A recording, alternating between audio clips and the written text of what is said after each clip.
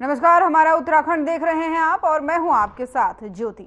14वें राष्ट्रीय मतदाता दिवस प्रदेश में बड़े धूमधाम से मनाया गया। वहीं गांधी पार्क में निर्वाचन विभाग की ओर से सभी जनपदों के हेल्पिंग डेस्क लगाए गए। इस दौरान कार्यक्रम में सूबे के राज्यपाल गुरमीत सिंह ने मुख्य अतिथि के तौर पर शिरकत की। वहीं इस दौरान महामहिम राज्यपाल ने मीडिया से बातचीत करते हुए कहा कि वोट जैसा कुछ नहीं, वोट जरूर डालेंगे और हम इस थीम की सराहना के साथ ही उन्होंने कहा कि लोकतंत्र के इस महापर्व को सेलिब्रेट करने के लिए उत्तराखंड तैयार है और वोटरों को हर सुविधा उपलब्ध कराई जा रही है। राज्य में 100 से ज्यादा उम्र वाले 1000 वोटर हैं।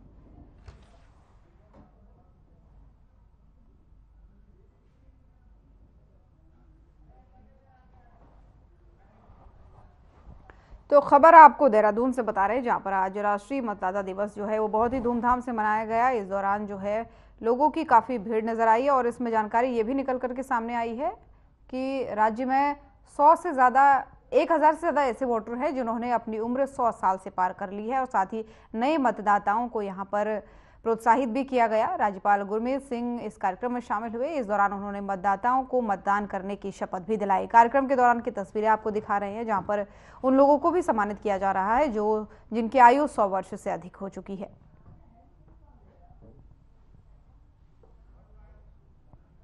अब मेरे को पहली बार ये अपॉर्चुनिटी मिली है, तो मतलब मेरे को देखना था कि कैसा होता है, तो अब देखते हैं जैसा भी होगा।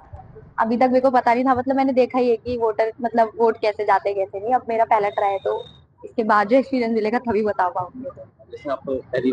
आज राष्ट्रीय मतदाता दिवस है और मुझे बहुत खुशी है कि आज हम सब ने मिलकर इसके बारे में बातें की हैं, इसके बारे में जागरूकता को आगे बढ़ाने के लिए क्या कार्य किए जाए, इसके बारे में हमने संकल्प लिया है। सबसे बड़ी बात यह है जब हमने सबने मिलकर शपथ ली है कि हम मतदाता के अधिकार को किस प्रकार इस्तेमाल करना चाहिए। आज सच कहूं तो कई मूल और आधारपूर्ण बातों पर भी चर्चा की है, लेकिन सबसे मुझे खुशी है कि जो नए मतदाता हैं, जो हमारे युवा हैं, उन्होंने आज बढ़ चढ़ कर हिस्सा लिया है। मुझे ऐसा लगता है कि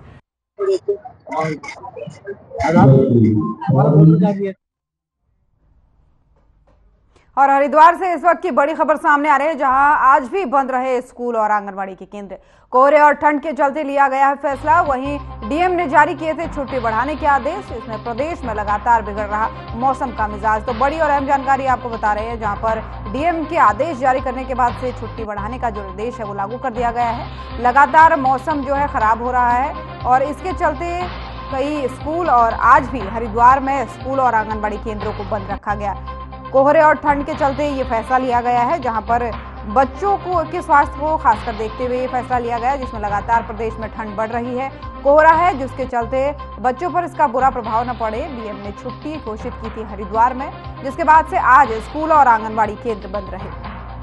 तो बड़ी और अहम जानकारी हरिद्वार से इस वक्त की आपको बता रहे हैं, जहां पर डीएम के निर्देश के बाद से आज स्कूल और आंगनबाड़ी केंद्र बंद रहे।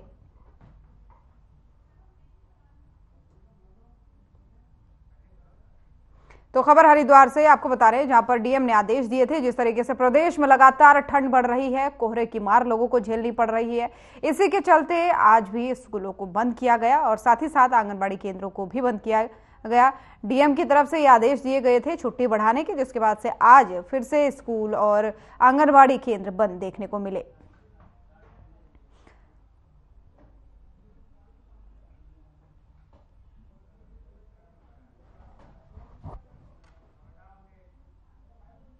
और लोकसभा चुनाव में जनता की 100% भागीदारी सुनिश्चित करने और मतदान प्रतिशत बढ़ाने के लिए हरिद्वार जिले में कालेश्वर महादेव मानव ट्रस्ट के द्वारा अभियान चलाया जा रहा है।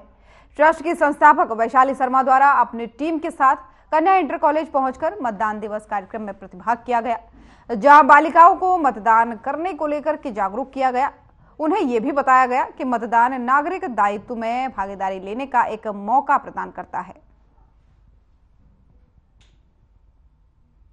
मताधिकार का प्रयोग करेंगे। धन्यवाद। आस्था रखते हुए यह शपथ ले। और वहीं उत्तराखंड में राष्ट्रीय और अंतर्राष्ट्रीय खेल प्रतियोगिताओं में शामिल होने वाले खिलाड़ियों को सरकारी नौकरियों में अब 4% आरक्षण का लाभ मिल सकेगा। सरकार इसके लिए जल्द ही विधानसभा में विधेयक पारित कराएगी। वहीं मुख्यमंत्री पुष्कर सिंह धामी की अध्यक्षता में हुई कैबिनेट बैठक में इस प्रस्ताव पर मुहर लगी है और धामी कैबिनेट ने राज्य के खिलाड़ियों को सरकारी नौकरियों में 4% खेल कोटा दिए जाने के प्रस्ताव को मंजूरी दे दी है।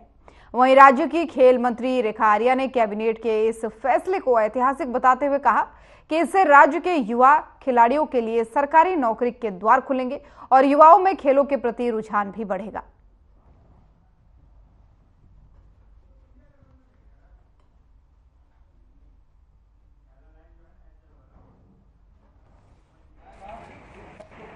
आज मुझे लगता है कि उत्तराखंड में खेल नीति के बनने के बाद से जो महत्वपूर्ण फैसले हुए हैं उसमें एक आउट ऑफ 10 जॉब का होना है और दूसरा जो है आज 4% स्पोर्ट्स रिजर्वेशन हमारे खिलाड़ियों के लिए हो जाना अपने आप में इतिहास रचना है। मैं माननीय मुख्यमंत्री पुष्कर सिंह धामी जी का बहुत धन्यवाद करती हूँ, संपूर्ण कैबिनेट का बहुत धन्यवाद करती हूँ कि जिन्होंने आज प्रदेश के खिलाड़ियों के हित में उनके भविष्य को सुरक्षित रखने के दृष्टिकोण से, खेल को प्रोत्साहन देने के दृष्टिकोण से, खिलाड़ियों के मनोबल को बढ़ाने के दृष्टिकोण से हमारे खिलाड़ी भविष्य में प्रदेश में ही सेवा करते हुए, प्रदेश का नेतृत्व करते हुए बच्चों को तैयार करने का काम करेंगे। वह इस 4% स्पोर्ट्स रिजर्वेशन से और आउट ऑफ 10 जो जॉब है उसके हो जाने से मुझे लगता है कि और मजबूत हुआ है। निश्चित रूप से आज हर चाहे वो बालिका खिलाड़ी हो, बालक खिलाड़ी हो, उसके हृदय में निश्चित रूप से आज सरकार के प्रति, माननीय मुख्यमंत्री जी के प्रति एक आशीर्वाद और एक अभिवादन जो है आज निश्चित रूप से जन्म लिया है और मैं समझती हूँ कि एक ऐतिहासिक निर्णय आज कैबिनेट के माध्यम से।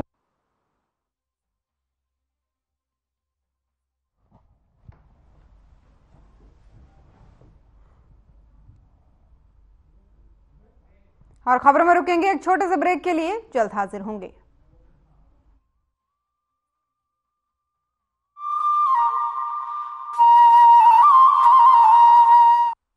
मानस खंड में अनगिनत देव स्थलों की श्रृंखला का वैभव, हमारे पास बहुत बड़ी विरासत है। प्रधानमंत्री श्री नरेंद्र मोदी जी के विजन और मुख्यमंत्री पुष्कर सिंह धामी के संकल्प के अनुरूप मानस खंड वैश्विक पर्यटन के मानचित्र पर अपनी नई जगह बनाने के लिए तैयार हो रहा है। चार धाम की यात्रा की तरह कुमाऊं क्षेत्र के पौराणिक मंदिरों को धार्मिक और आध्यात्मिक पर्यटन का केंद्र बनाने के लिए मानस खंड मंदिर माला मिशन की शुरुआत की गई है। प्रधानमंत्री श्री नरेंद्र मोदी जी द्वारा मानस खंड में स्थित आदि कैलाश, पार्वती कुंड और जागेश्वर धाम के दर्शन के उपरांत मानस खंड को धार्मिक पर्यटन की दृष्टि से एक नई पहचान मिल गई है। देश विदेश के श्रद्धालुओं में मानस खंड के प्रति आकर्षण बढ़ा है।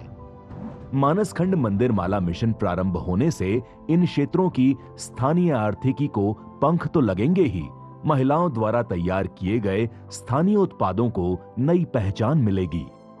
यहाँ के होम स्टे संचालक उत्साह से लबरेज हैं। वो जानते हैं कि राज्य सरकार का मानस खंड को संवारने का संकल्प उनके कारोबार को नई ऊंचाइयां देगा। जब से उत्तराखंड सरकार ने मानस खंड मंदिर माला मिशन शुरू किया है, उसके तहत हमें पर्यटकों का काफ़ी अधिक संख्या में यहाँ पर आना हो रहा है।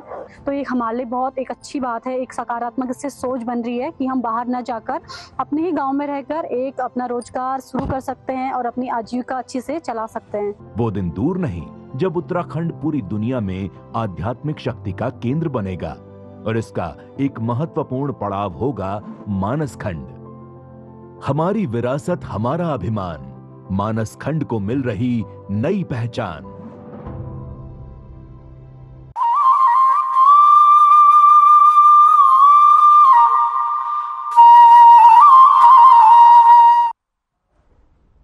ब्रेक के बाद एक बार फिर से स्वागत है आप सभी का। चलिए खबरों को आगे बढ़ेंगे। और उत्तराखंड यूथ कांग्रेस द्वारा एक टोल फ्री नंबर की लॉन्चिंग की गई। ये टोल फ्री नंबर पूरे देश भर में लॉन्च किया गया। यूथ कांग्रेस के प्रदेश अध्यक्ष सुमितर भुल्लर ने जानकारी देते हुए बताया कि यूथ कांग्रेस ने देश भर में एक नई मुहिम शुरू की है।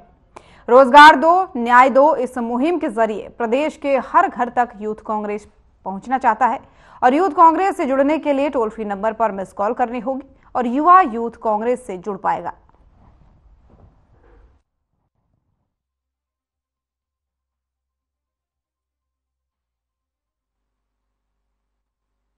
आज हमने एक टोल फ्री नंबर 8860812345 ये भारतीय युवा कांग्रेस ने देश भर में एक टोल फ्री नंबर लॉन्च किया है। ये एक रोजगार दो न्याय दो हमने मुहिम शुरू करी है, जिस मुहिम के माध्यम से हम अपने प्रदेश के हर दरवाजे को खटखटाना चाहते हैं, हर युवा तक पहुंचना चाहते हैं और हर युवा को हमसे जुड़ने के लिए एक मिस कॉल नंबर हमने जारी किया है और हमें उम्मीद है कि प्रदेश का हर युवा हमारी इस मुहिम के साथ जुड़ेगा और हम उसको न्याय दिलाने की जो लड़ाई हमारी है हम उसको आगे बढ़ाने का काम भी करेंगे और उसको न्याय दिलाने में भी सफल होंगे। आगामी चुनाव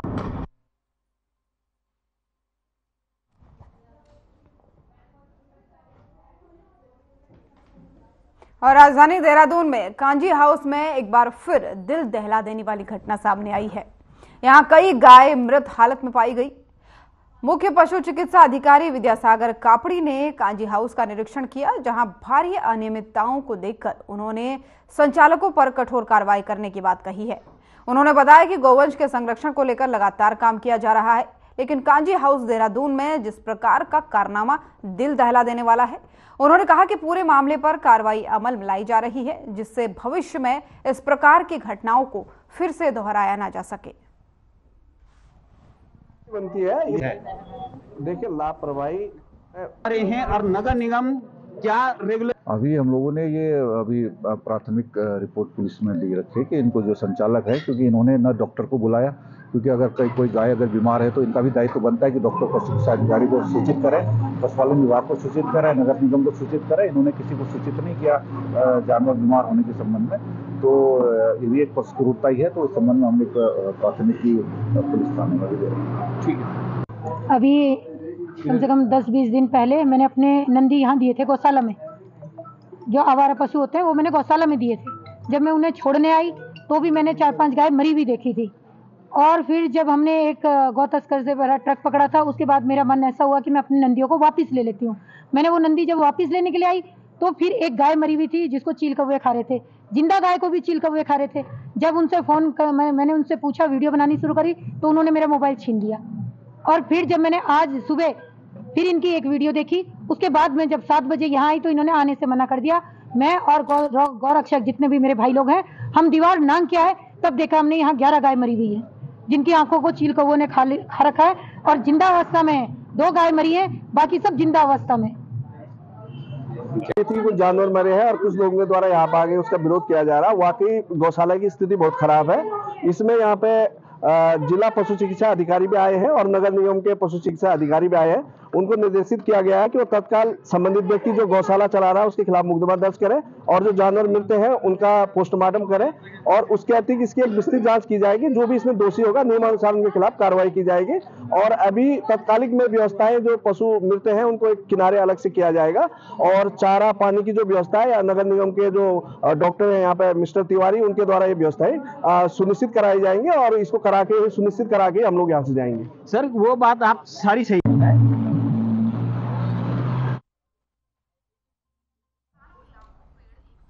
और यहाँ पर रुकेंगे एक छोटे से ब्रेक के लिए, जल्द हाजिर होंगे।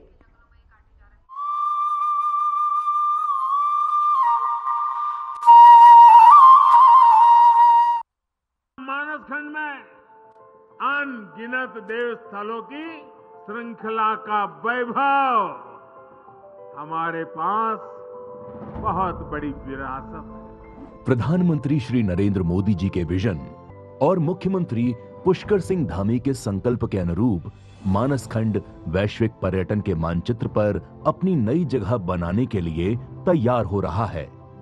4 धाम की यात्रा की तरह कुमाऊं क्षेत्र के पौराणिक मंदिरों को धार्मिक और आध्यात्मिक पर्यटन का केंद्र बनाने के लिए मानस खंड मंदिर माला मिशन की शुरुआत की गई है। प्रधानमंत्री श्री नरेंद्र मोदी जी द्वारा मानस खंड में स्थित आदि कैलाश, पार्वती कुंड और जागेश्वर धाम के दर्शन के उपरांत मानस खंड को धार्मिक पर्यटन की दृष्टि से एक नई पहचान मिल गई है। देश विदेश के श्रद्धालुओं में मानसखंड के प्रति आकर्षण बढ़ा है। मानसखंड मंदिर माला मिशन प्रारंभ होने से इन क्षेत्रों की स्थानीय आर्थिकी को पंख तो लगेंगे ही, महिलाओं द्वारा तैयार किए गए स्थानीय उत्पादों को नई पहचान मिलेगी। यहाँ के होम स्टे संचालक उत्साह से लबरेज हैं। वो जानते हैं कि राज्य सरकार का मानसखंड को संवारने का संकल्प उनके कारोबार को नई ऊंचाइयां देगा। जब से उत्तराखंड सरकार ने मानसखंड मंदिर माला मिशन शुरू किया है, उसके तहत हमें पर्यटकों का काफ़ी अधिक संख्या में यहाँ पर आना हो रहा है। तो ये हमारे लिए बहुत एक अच्छी बात है, एक सकारात्मक इससे सोच बन रही है कि हम बाहर न जाकर अपने ही गांव में रहकर एक अपना रोजगार शुरू कर सकते हैं और अपनी आजीविका अच्छी से चला सकते हैं। वो दिन दूर नहीं जब उत्तराखंड पूरी दुनिया में आध्यात्मिक शक्ति का केंद्र बनेगा और इसका एक महत्वपूर्ण पड़ाव होगा मानसखंड। हमारी विरासत, हमारा अभिमान, मानसखंड को मिल रही नई पहचान।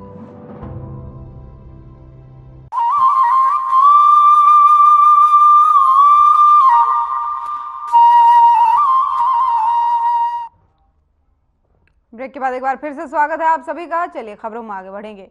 और 12 विधानसभा और गढ़वाल कुमाऊं की दूरी कम करने के मकसद से पूर्व मुख्यमंत्री भुवन चंद खंडूरी सरकार में सिंचाली का प्रस्ताव पारित किया गया, जिससे 12 विधानसभा से जुड़े गांव के लोगों को इस पुल का फायदा मिल सके और करीब 45 किलोमीटर की दूरी को कम किया जा सके। पुल निर्माण में देरी को लेकर के क्षेत्र के लोगों में नाराजगी है। साथ ही स्थानीय लोग पहले भी कई बार प्रदर्शन कर चुके हैं। लोगों का कहना है कि अगर जल्द पुल निर्माण नहीं किया गया तो उग्र आंदोलन किया जाएगा।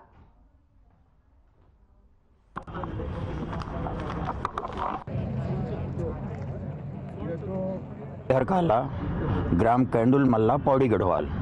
काला जी, जिस तरह से लंबे समय से आप लोग प्रयास कर रहे हैं सिंचाली पुल को लेकर के, और अभी क्या स्टेटस है? कल आप लोगों ने चक्का जाम भी किया था। हाँ, ये उत्तराखंड आंदोलनकारी होने के नाते सन 87 से लेकर के आज तक हमारी ये रही है इच्छा कि अपने क्षेत्र का, इलाके का विकास हो।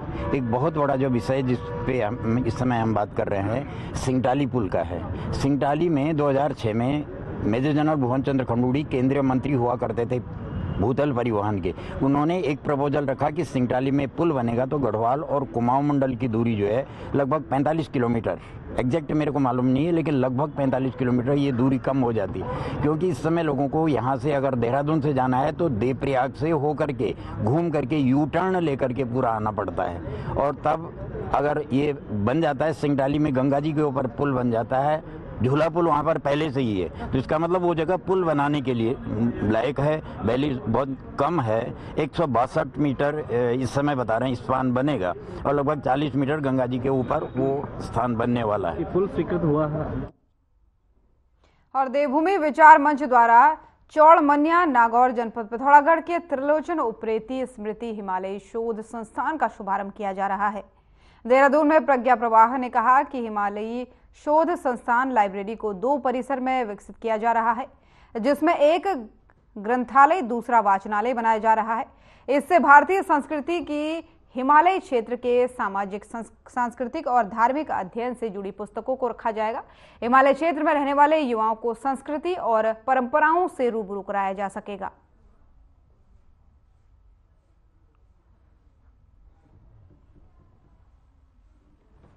ये रिसर्च सेंटर प्रारंभ होने जा रहा है देवभूमि विचार मंच की संबद्धता से, जिसका नाम है श्री त्रिलोचन उप्रेती वाचनालय एवं ग्रंथालय हिमालयी शोध संस्थान, जो हिमालयी विषयों को लेकर, हिमालयी संस्कृति, हिमालय की जो विभिन्न समस्याएं हैं, समाज व्यवस्था है, या जो अनेक आपदाएं आती हैं, पर्यावरण से संबंधित अनेक शोध कार्य यहाँ पर होंगे, जिसमें रिसर्च स्कॉलर्स और विषय विशेषज्ञ, उनके लिए एक लाइब्रेरी, बड़ी लाइब्रेरी और इसके अलावा ई लाइब्रेरी ये स्थापित की जाएगी।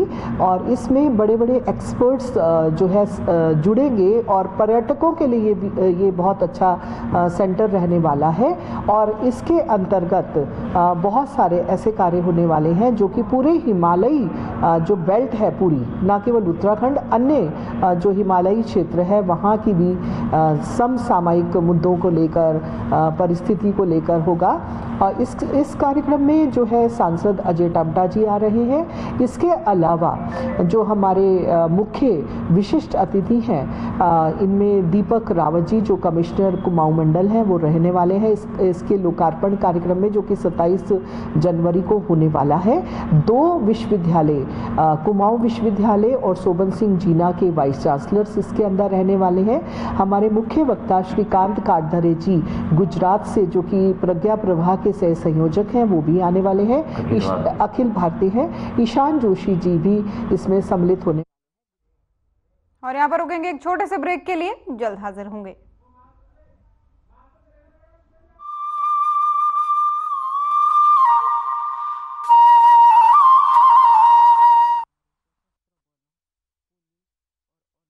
मानस खंड में अनगिनत देव स्थलों की श्रृंखला का वैभव, हमारे पास बहुत बड़ी विरासत है। प्रधानमंत्री श्री नरेंद्र मोदी जी के विजन और मुख्यमंत्री पुष्कर सिंह धामी के संकल्प के अनुरूप मानस खंड वैश्विक पर्यटन के मानचित्र पर अपनी नई जगह बनाने के लिए तैयार हो रहा है। चार धाम की यात्रा की तरह कुमाऊं क्षेत्र के पौराणिक मंदिरों को धार्मिक और आध्यात्मिक पर्यटन का केंद्र बनाने के लिए मानस खंड मंदिर माला मिशन की शुरुआत की गई है।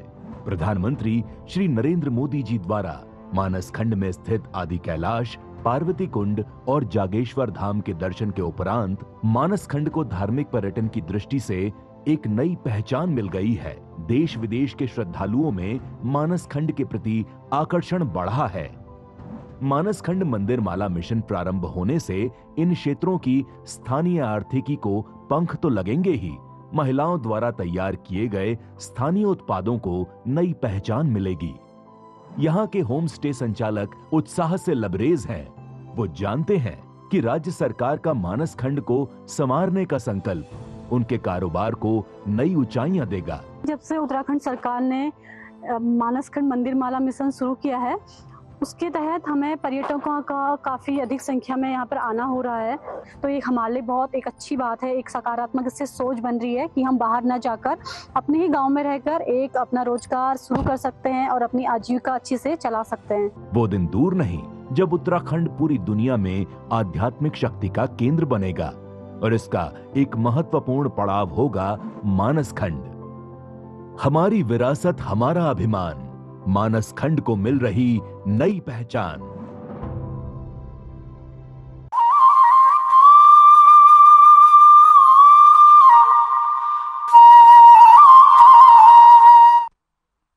ब्रेक के बाद एक बार फिर से स्वागत है आप सभी का। चलिए खबरों में आगे बढ़ेंगे और हरिद्वार रुड़की विकास प्राधिकरण ने हरिद्वार विकास क्षेत्र में हो रहे अवैध निर्माणों के खिलाफ अभियान चलाया है।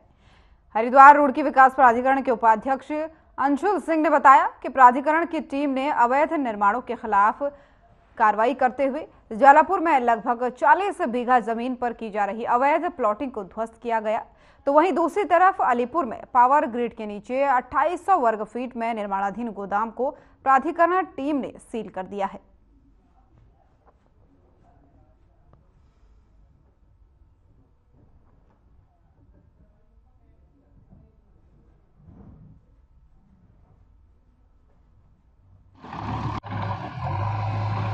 देखिए, सराय कॉलोनी की कंप्लेंट आई थी, इसमें हमारे सचिव साहब द्वारा एक जांच करी गई थी, तो अवैध पाई गई थी, तो उसमें कार्रवाई करेगी। उसमें डी ऑर्डर पेंडिंग भी था, तो उसमें डिमोलिशन करा था। साथ ही साथ एक वेयर हाउस भी सील करा था। तो मेरा आप सभी के से यही निवेदन है, जो भी लोग हैं, जो भी डेवलपर्स हैं, या नक्शा पास कराइए और फिर आप कॉलोनी डेवलप करने दें। इवन अगर वेयर हाउसेज बना रहे, नक्शा पास कराइए। किसी को कोई इशू आता है तो आप हमसे मिल सकते हैं, सचिव से मिल सकते हैं, सिंह से मिल सकते हैं। वी आर हेयर 24/7 अवेलेबल आपको हो जाते हैं। फ़ोन पे 24/7 अवेलेबल हैं, ऑफिस टाइम में भी आपको मिल सकते हैं। तो मैं आशा करता हूं कि सब लोग प्रॉपर चैनल्स को फ्लो करेंगे और सभी भूमाफियों के लिए हमारा यही संदेश है। यदि आपको लगता है कि अगर प्राधिकरण के रूल्स को बाईपास करके आप करा दो तो आप कर तो दोगे स्टार्टिंग में, क्योंकि हमारे हैंड्स लिमिटेड हैं, बट हम आपके पास पहुँचेंगे।